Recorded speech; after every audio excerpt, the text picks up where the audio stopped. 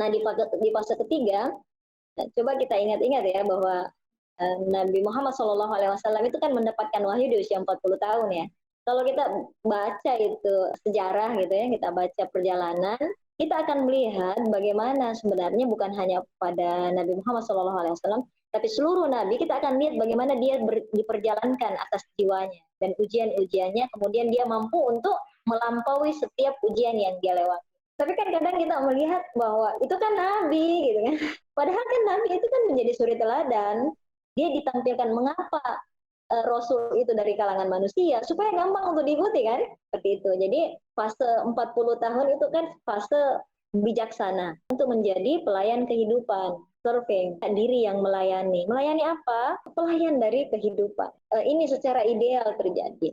Maka salah satunya mengapa kita mengadakan learning and grow dari True Inspirasi malam ini, karena jangan sampai kita sibuk untuk berpartisipasi dalam kehidupan, tapi kita melupakan diri kita. Ternyata jiwa kita ini yang mangkrak. Akhirnya apa? Kita merasa kelelahan untuk mengerjakan ini karena apa?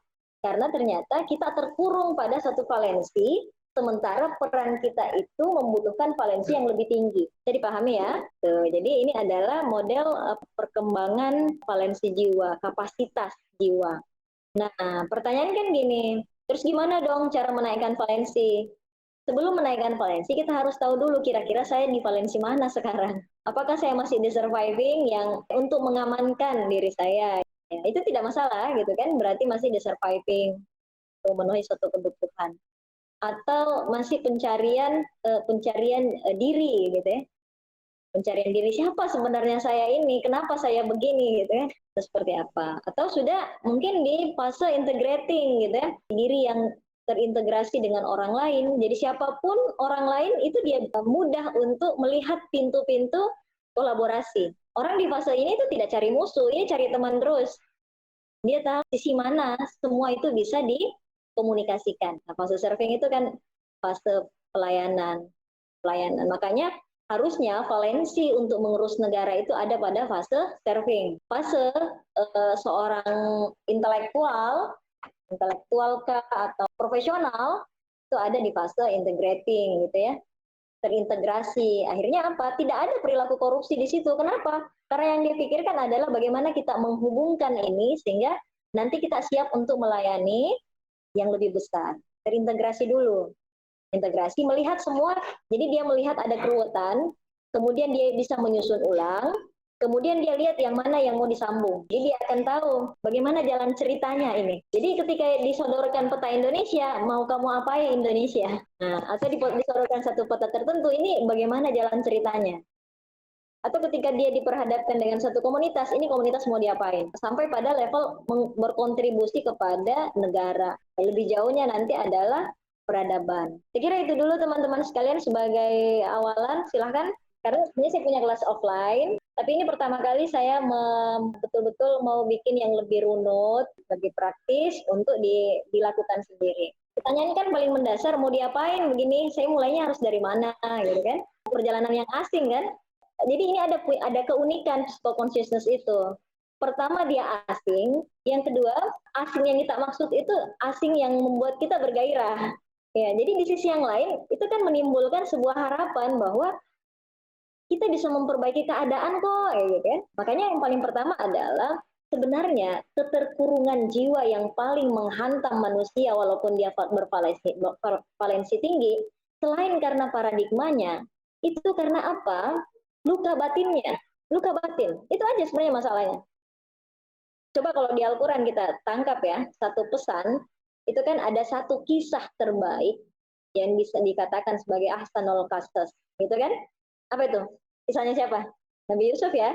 Itu kalau secara psikologis kita teropong, dia itu diterpa 11 peluang luka batin. 11 loh ya, 11.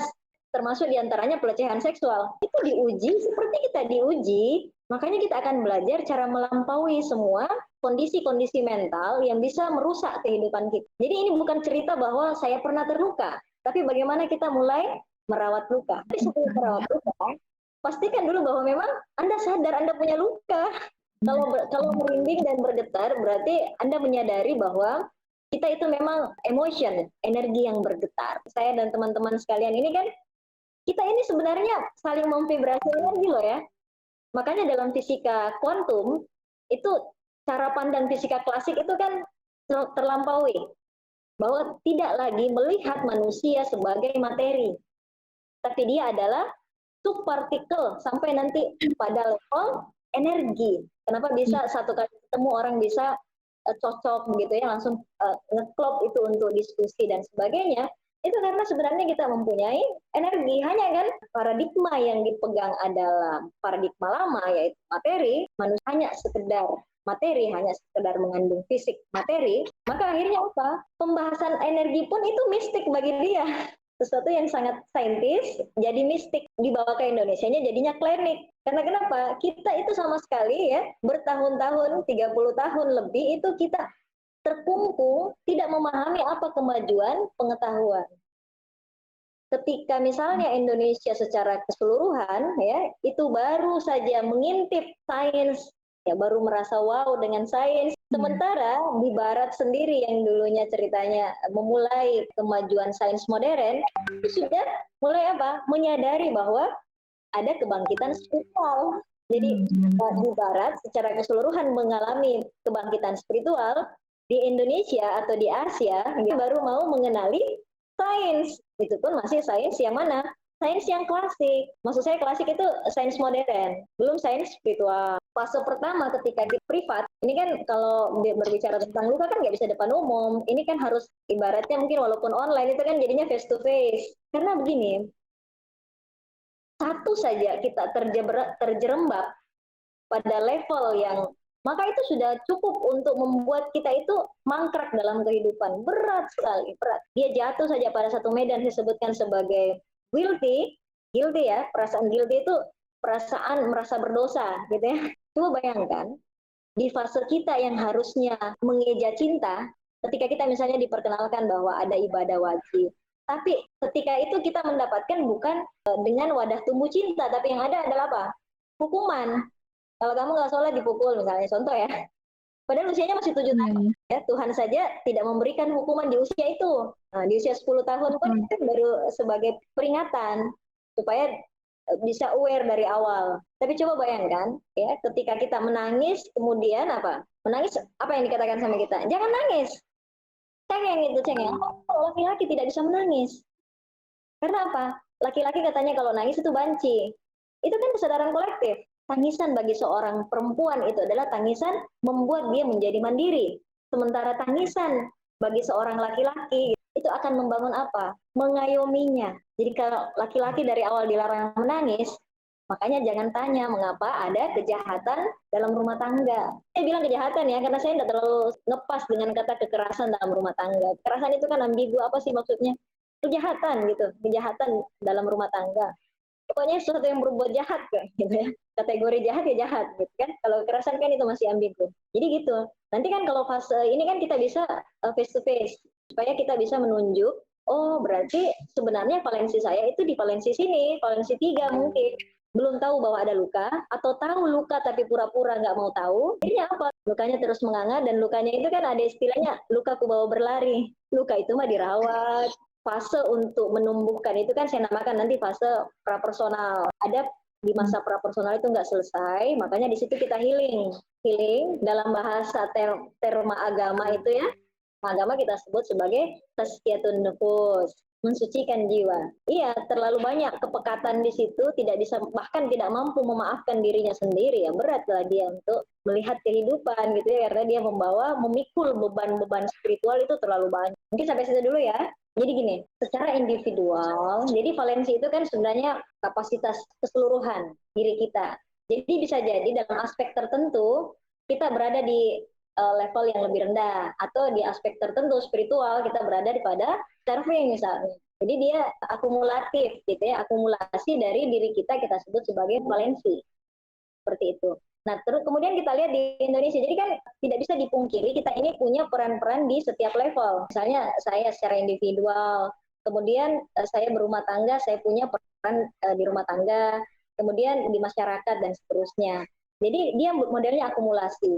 Apakah valensi orang bisa turun? Ini kan cenderung dia tetap, bukan berarti tidak bisa turun. Karena ini bisa naik. Ketika kita sering mengaktifasi medan yang lebih negatif, ya, maka itu akan mengendorkan sendiri valensi yang sudah lebih besar. Karena yang diaktifasi hal yang negatif terus, berlarut-larut lukanya, dan sebagainya gitu ya. Persoalan-persoalan individu yang nggak selesai, itu akan menarik terus. Makanya kenapa saya ceritakan tentang energi, karena energi itu kan dia punya medan penarik masing-masing. Kita mengaktifasi yang mana? Kan kita nggak tahu, kadang kita sebenarnya mengaktifasi sesuatu yang bersifat negatif. Tiba-tiba valensi kita sebenarnya besar, itu kok yang diperagakan masih mode individual. Masih itu yang kita peragakan, karena kita nggak tahu bahwa sebenarnya mode-mode ini kita aktifasi terus dalam keseharian. Kita yang mendominasi, kita yang banyak menuntut, kita yang banyak kemelekatan, banyak desire gitu, banyak kesedihan, banyak duka cita, kita yang apatis, tidak bisa berdamai dengan masa lalu. Itu semua teraktivasi terus, akhirnya apa? Valensi ini seolah-olah tidak berguna. Valensinya tinggi, tapi model cara dia memperagakan kehidupannya itu di valensi rendah. Cara mengukurnya adalah tetap pada diri, karena valensi ini ukuran diri. Untuk berinteraksi di level mana? Ada dimensi 1, dimensi individu, itu dimensi 1. 2, ya, dimensi rumah tangga dan komunitas, kayak inspirasi malam ini kan termasuk komunitas. Nanti ada sosmas dan negara, itu di level 3. Terus terusnya itu lebih kepada seluruh kehidupan, seluruh kemanusiaan. Kemudian di level berikutnya itu sudah kesemestaan. Jadi dia akan bicara peradaban. Gitu. Jadi semakin besar valensi, itu semakin memungkinkan dia untuk bisa meng-create setiap dimensi. Jadi bukan modelnya tangga, tapi modelnya itu apa ya? Kayak spiral. Semakin tinggi sebenarnya valensi seseorang, semakin bisa menyelesaikan, menjelaskan semua yang ada di bawahnya. Saya tuh sangat mengapresiasi inspirasi malam, karena kenapa? Usia ini kan usia-usia kita bisa meloncat sebenarnya. Usia meloncat. Karena kalau kita membaca Al-Quran, usia pemuda itu kan di antara dua kelemahan. Kelemahan masa kanak-kanak dan kelemahan masa tua. Di usia muda itu kan mengumpulkan dua hal. Saya mau dan saya mampu. Itu potensi pemuda. Sementara anak-anak itu kan banyak saya mau tapi nggak mampu. Di masa tua, saya mau juga nggak mampu. Makanya usia ini tuh usia meloncat. Dia bisa lebih aktif untuk kita mengajarkan apa? Mengajarkan self healing. Kita mengajarkan dirinya untuk healing. Jadi memang akan berbeda dengan kita ke terapis untuk di healing, karena itu berarti Anda tetap menjadi tergantung terhadap terapis. Hanya kan perbedaannya ketika self healing ya modelnya harus kuliah kayak gini ya. Ini kan untuk membangun paradigma agar nanti apa? Ketika masuk fase praktik yang lebih praktikal untuk di healing, dia tidak mengalami terlalu banyak resistensi, banyak sekali selubung. Jadi dia kan pasti ketakutan tuh mau memperlihatkan lukanya yang menganga yang dia sebut sebagai aib toh. Jadi di situ nantinya. Makanya tidak menjadi masalah berapapun usia kita. Usia saya kan di fase ketiga ini. Di hari ini mungkin saya yang paling tua. Itu tidak menjadi masalah. Karena pada dasarnya adalah self healing ini kan bisa dipakai untuk semua. Makanya ada kata self healing karena harapannya cuma 2-3 kali kita ajarkan secara praktikal, setiap orang itu bisa melakukannya sendiri. Kan tazkiyatun nafs itu kan sebenarnya harusnya dilakukan sendiri. Hanya kan awalnya dulu harus di-mentoring, dipandu, dibimbing, dimomongin gitu biar paham bagaimana mengoperasionalkan. Tidak akan semua mungkin aib-aib yang dia namakan aib diri itu mau dia munculkan. Karena sampai mati pun orang itu lebih memilih untuk memendam lukanya dibanding menyembuhkannya. Karena apa? Takut melihat luka. Tidak mau tampil apa adanya. Karena apa? Nanti secara sosial saya ditolak. Kan kita ini mempertimbangkan sosial kan? Orang-orang yang akhirnya merasakan kecemasan itu kan karena terlalu banyak mempertimbangkan sosial dibanding dirinya sendiri. Makanya mulailah dia hidup beradaptasi. Yang penting apa maunya sosial itu yang saya lakukan. Daripada saya tidak mendapatkan eksistensi secara sosial. Gitu. Tidak menjadi diri sendiri. Jadi bagaimana caranya ya? Nanti kita masuk ke satu fase namanya fase healing. Itu nanti kita bongkar prapersonalnya, apa masalahnya. Dan saya katakan dari awal, jangan mengira bahwa misalnya kan kadang kita lihat mungkin saya yang paling banyak luka saya. Enggak. Se-Indonesia gitu, 95% itu punya luka batin yang menganga.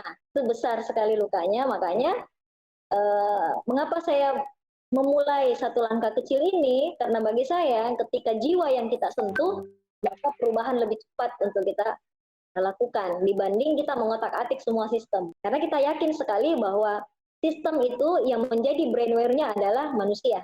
Secanggih apapun artificial intelligence, kalau nggak ada brainware-nya manusia, itu nggak ada artinya. Kayaknya satu langkah kecil terlihat kecil, tapi dia adalah langkah yang paling besar. Jadi nanti, kita nanti akan mulai bedah satu persatu. Mungkin di pertemuan berapa ya kita mulai masuk ke materi-materi yang lebih praktikal. Kemudian nanti modelnya privat satu persatu untuk yang personal. Jadi secara umum kita dulu belajar secara praktikal, karena ini kan masih modelnya basisnya materi konseptual semua. Materi yang lebih filosofis, materi yang lebih konseptual. Nanti kita mundur sedikit, itu materi yang lebih praktikal. Nanti setelahnya itu saya harapannya bulan-bulan yang lebih kedua atau ketiga itu sudah masuk praktik. Jumlahnya kan ada berapa orang gitu ya, misalnya dari 60 atau 80 orang itu 20 aja saya yakin itu sudah banyak perubahan dalam secara komunitas.